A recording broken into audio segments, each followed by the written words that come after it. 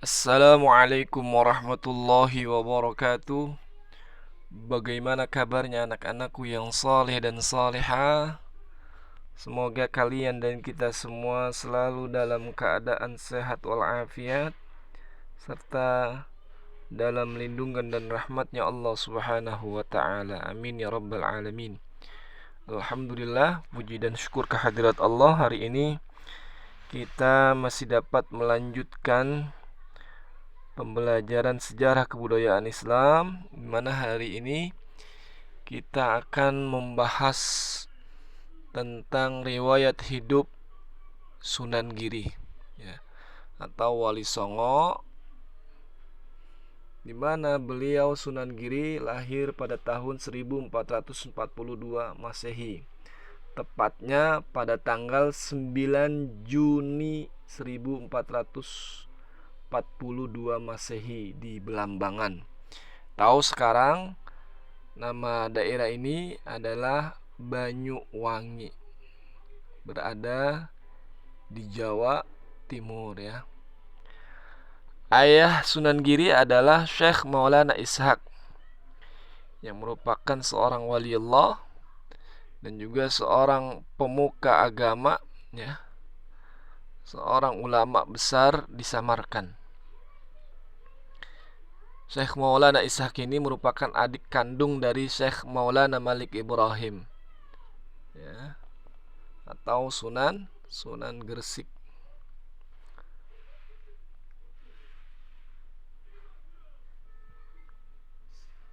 Sedangkan ibu dari Sunan Giri adalah Dewi Sekardadu, seorang putri dari Raja Belambangan yang bernama Prabu Menak Sembuyu, yang memerintah pada awal abad ke-14.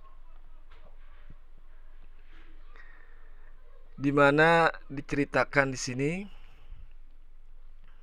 dijelaskan bahwa Sunan Giri memiliki beberapa nama, ya.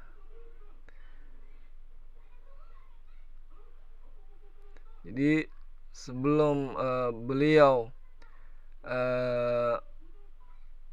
bernama Sunan Giri, awalnya beliau memiliki nama yaitu Joko Samudra.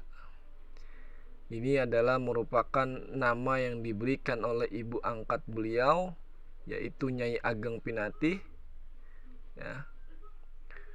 Dimana beliau ini ibunya adalah seorang saudagar dari Gresik, seorang perempuan saudagar dari Gresik. Mengapa beliau diberikan nama Joko Samudra? Karena Sunan Giri ini waktu usia 40 hari beliau dibuang, dihanyutkan oleh ibunya di laut, dimana di tengah-tengah laut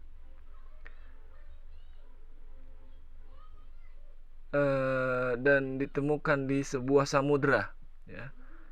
Jadi beliau ditemukan di sebuah samudra atau Selat Bali kalau tidak salah. Selat Bali beliau ditemukan oleh para pedagang dari Gresik, yang kemudian beliau diambil lalu diserahkan kepada Nyai Ageng Pinatih, maka diberi nama Joko Samudra. Nama yang kedua beliau adalah Raden Paku, di mana nama ini diberikan oleh Sunan Ampel, sekaligus adalah guru beliau, guru dari Sunan Giri.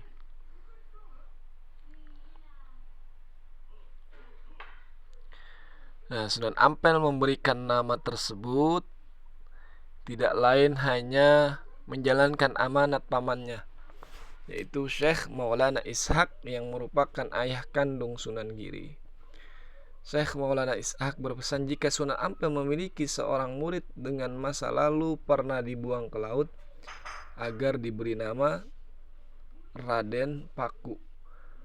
Dan nama yang terakhir adalah Raden Ainul Yakin. Nama ini diberikan karena Sunan Giri memiliki ilmu laduni, ilmu yang sangat luar biasa sehingga mampu menerima berbagai ilmu Allah Subhanahu wa taala dengan mudah.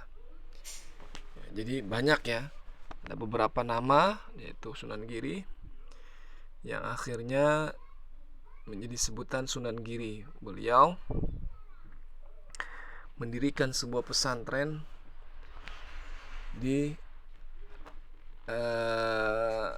lereng gunung. Gunung ini dalam bahasa Jawa yaitu Giri, maka beliau disebut Sunan Giri. Anak-anakku yang berbahagia, yang saleh dan salehah, mari kita baca bersama ya, di mana kelahiran Sunan Giri adalah beliau cucu dari seorang raja ya, yaitu Raja Prabu Menak Sembuyu,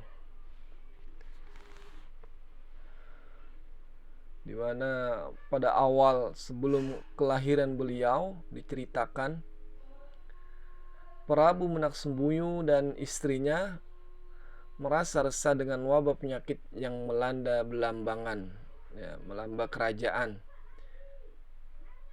dan juga di mana putri beliau yaitu Nyai Dewi Skardadu dalam keadaan sakit pula, di mana semua tabib, semua dukun di daerah Belambangan diminta untuk menyembuhkan sakitnya Dewi Skardadu, namun tidak ada satupun yang berhasil menyembuhkan sakit sang putri. Akhirnya Prabu Menak Sembuyu pun membuat sayembara bahwa siapapun yang dapat menyembuhkan sakit putrinya serta menghilangkan wabah penyakit yang sedang melanda Belambangan akan diangkat menjadi adipati dan dinikahkan dengan putri Dewi Skardadu. Singkat cerita, akhirnya dengan izin Allah Subhanahu wa taala, Syekh Maulana Ishaq, yaitu ayah Sunan Giri, dapat menyembuhkan dan menghilangkan wabah penyakit yang melanda Belambangan. Dan akhirnya Syekh Maulana Ishaq dinikahkan dengan putrinya yaitu Dewi Skardadu dan diangkat menjadi adipati kerajaan.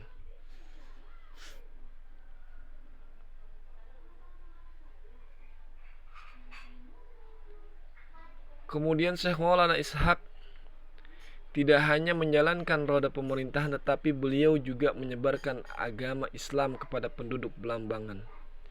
Beliau adalah seorang adipati yang memiliki sikap yang adil dan bijak, serta beliau sangat ramah kepada semua orang. Dalam berdakwah membuat banyak rakyat Belambangan yang akhirnya tertarik untuk masuk Islam.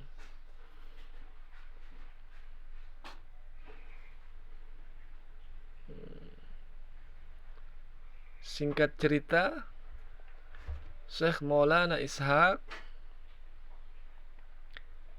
dengan sepak terjangnya menyebarkan ajaran Islam, akhirnya Pati Bajul Sengara menghasut Raja Prabu Menak Sembuyu untuk menindak tegas Syekh Maulana Ishaq agar dibunuh ataupun diusir dari kerajaan.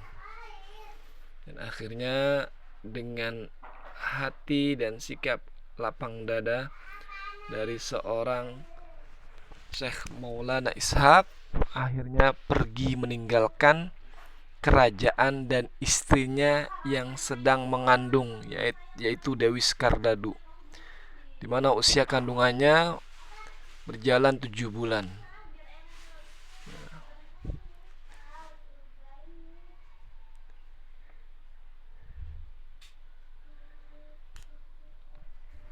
Kemudian 2 bulan berselang ayahnya Sunan Giri, Maulana Syekh Maulana Ishaq, Sunan Giri dilahirkan oleh ibunya Dewi Skardadu, di mana kelahiran Sunan Giri disambut gembira oleh ibunya dan juga kedua orang tuanya, yaitu Prabu Menaksumbuyu dan permaisurinya. Mereka bahagia dengan kelahiran cucunya, namun tidak demikian dengan Pati Bajul Sengara, yang mana lagi-lagi Pati Bajul Sengara menghasut raja karena ketika Sunan Giri dilahirkan, wilayah Belambangan kembali diserang wabah penyakit. Yang situasi ini dimanfaatkan oleh Pati Bajul Sengara, bahwa atas lahirnya Sunan Giri ini maka wabah kembali lagi datang, ya. Akhirnya dengan hasutan dari Pati Bajul Sengara, dengan berat hati sang raja Prabu Menaksumbuyu dan ibunya Dewi Skardadu menghanyutkan, ya, yaitu seorang Prabu, ya, menghanyutkan cucunya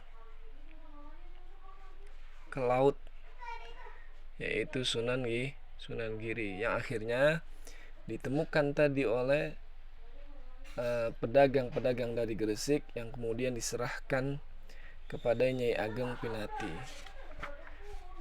Anak-anakku yang soleh dan soleha, singkat cerita, kemudian beliau Sunan Giri beranjak remaja. Tepatnya pada usia 11 tahun, Nyai Ageng Pinati menitipkan kepada Sunan Ampel untuk berguru, untuk belajar ilmu agama. Di sana di pesantren banyak ilmu-ilmu yang Sunan Giri dapatkan dari gurunya Sunan Ampel. Kemudian setelah Sunan Giri menguasai semua ilmu-ilmu pengetahuan, tentunya ilmu-ilmu agama, ya, akhirnya sang guru menyuruh Sunan Giri untuk berguru ke daerah Pasai, tepatnya pada usia 16 tahun, di mana Sunan Giri atau Raden Paku menugaskan Raden Paku untuk menuntut ilmu ke negeri Pasai, di mana tidak lain dan tidak bukan, di Pasai gurunya adalah ayahnya sendiri, di mana beliau berdua oleh anaknya Sunan Ampel, yaitu Raden Maulana Makhdum Ibrahim atau Sunan Bonang. Mereka di sana menimba ilmu kurang lebih 3 tahun. Akhirnya setelah menguasai semua ilmu yang diberikan oleh ayahandanya, ia kembali lagi ke Jawa. Di sanalah beliau terus memperjuangkan dakwah Islam, untuk menyebarkan Islam, ya. Anak-anakku yang berbahagia, yang saleh dan salihah, kemudian Sunan Giri membangun sebuah pesantren di lereng gunung yang disebut dengan Pesantren Giri Kedaton, ya, di mana pesantrennya berkembang pesat di sana. Dan akhirnya beliau juga mendirikan kerajaan Islam di Giri Kedaton, di mana raja-rajanya adalah, setelah Sunan Giri, diteruskan dengan Sunan Dalem, Sunan Sedomargi, Sunan Giri Prapen, Sunan Kawis Gua, lalu Panembahan Ageng Giri, Panembahan Maswitana Sidengrana, Pangeran Singonegoro, dan juga Pangeran Singosari. Nah, setelah Raja Singosari meninggal atau wafat pada tahun 1679, maka berakhirlah kekuasaan kerajaan Islam Giri Kedatan. Anak-anakku yang berbahagia, yang saleh dan salehah, itulah pelajaran kita hari ini tentang Sunan Giri ya, dimana akhirnya beliau wafat di awal abad 16 ya. Setelah beliau hampir 30 tahun menyebarkan Islam, mensyiarkan agama Islam dengan berbagai jasa besar beliau, tentu untuk kemajuan Islam di tanah Jawa dan Nusantara. Maka Joko Samudra atau Raden Paku atau Syekh Maulana Ainul Yakin, yaitu Sunan Giri, akhirnya wafat, di mana beliau dimakamkan di atas gunung di daerah Giri, di dekat pesantren yang beliau bangun. Karena beliau banyak menghabiskan waktunya berjuang menyebarkan ajaran Islam di daerah Giri. Oleh masyarakat setempat beliau disebut nama Sunan Giri. Itulah sedikit penjelasan tentang Sunan Giri. Anak-anakku yang berbahagia,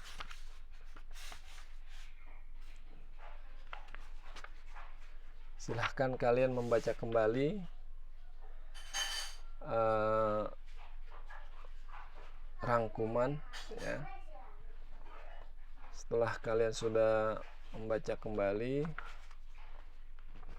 silahkan kerjakan halaman 65 dan halaman 67. 65, 67. Silahkan dikerjakan. Dan seperti biasa, hasilnya dipoto, kirimkan via WhatsApp. Kurang dan lebihnya mohon maaf dan terima kasih Bapak ucapkan. Bapak akhiri dengan doa kafaratul majlis. Subhanakallahumma wa bihamdika asyhadu an la ilaha illa anta astaghfiruka wa atubu ilaik. Wal 'afwa minkum. Assalamualaikum warahmatullahi wabarakatuh.